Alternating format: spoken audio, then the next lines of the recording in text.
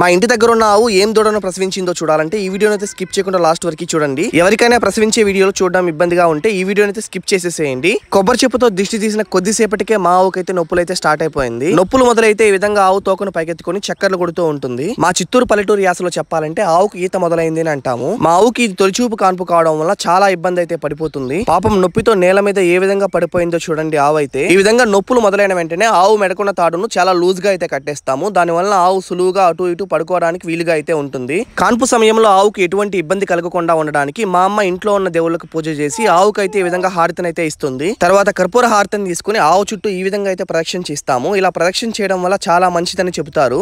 ఆవు ఈనేంత వరకు మా ఇంట్లోని వాళ్ళందరూ ఆవు దగ్గర అయితే కూర్చుని ఉంటాము. మా పిల్లలు అయితే చాలా ఈగర్గా అయితే వెయిట్ చేస్తున్నారు ఈసారి మా ఆవు ఎటువంటి దూడనైతే ప్రసవిస్తుంది అనేసి. మొదట దూడకున్న కాల భాగం అయితే కొద్దిగా బయటకైతే వస్తుంది. కొద్దిసేపటికే తల అదే విధంగా మిగిలిన భాగాలు అయితే బయటకైతే వచ్చేస్తాయి. కొన్ని ఆవులకైతే ప్రసవించే సమయంలో మొదట దూడ ముందరి కాళ్ళు కాకుండా వెనుక కాళ్ళు అయితే బయటకు అయితే వచ్చేస్తాయి. అలాంటి ఆవులు ప్రసవించే సమయంలో చాలా ఇబ్బంది అయితే పడతాయి. మా అదృష్టం కొద్ది మా ఆవు అయితే చాలా సులువుగానే ప్రసవించేసింది. దూడ బయటకు వచ్చిన వెంటనే నేనైతే పరుగులు చేసి దూడ దగ్గరికి అయితే వెళ్ళాను. ఇంతకీ పుట్టిన దూడ మగదూడ ఆడదూడ అనేసి. మగదూడనైతే కోడదూడ అని అంటాము, ఆడదూడనైతే పెయ్య దూడ అని అంటాము. ఇంతకీ మా ఆవు ఏ దూడను ప్రసవించిందో మీరెవరైనా గెస్ చేయగలిగితే కమెంట్ చేయండి. సాయంత్రం 7 గంటలకు ఆవుకి ఈత మొదలైతే రాత్రి 10 గంటల సమయంలో దూడనైతే ప్రసవించింది. ఈ 3 గంటల సమయంలో ఆవు అయితే చాలా ఇబ్బంది అయితే పడిపోయింది. దూడ బయటకు వచ్చిన వెంటనే ఆవు కొద్దిసేపు పైకి లేకుండా అలాగే నేల మీద అయితే పడిపోయింది. కొంచెం సేపు తర్వాత ఆవు పైకి లేచి తన నోటితో దూడను మొత్తం నాకుతూ తల్లి ప్రేమను ఏ విధంగా చూపిస్తుందో మీరు చూడండి. చిన్నప్పుడు మా నాన్నమ్మ అయితే ఒక మాట అయితే చెప్పేది, పుట్టిన దూడ పెయ్యి దూడ అయితే వెంటనే పరుగులు తీస్తూ పాలు తాగుతుందంట. అదే కోడ దూడ అయితే అలాగే పడుకుని విశ్రాంతి తీసుకుంటుందంట.